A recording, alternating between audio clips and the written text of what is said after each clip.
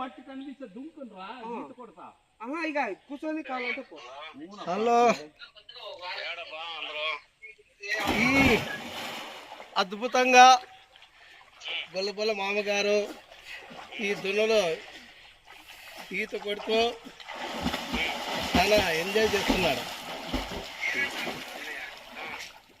మీలాంటి వాళ్ళు వచ్చింటే ఈ విందు వినోదాలు చూసి ఆస్వాదించి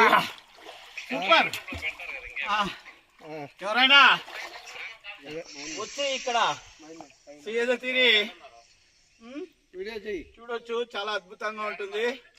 దబ్బుదన కాకపోతే ఒక్కరు ఇద్దరు మాత్రం రావద్దండి, మినిమం ఒక 5-6 మంది. ఎందుకంటే ఇక్కడ ఎలుగు వంటలు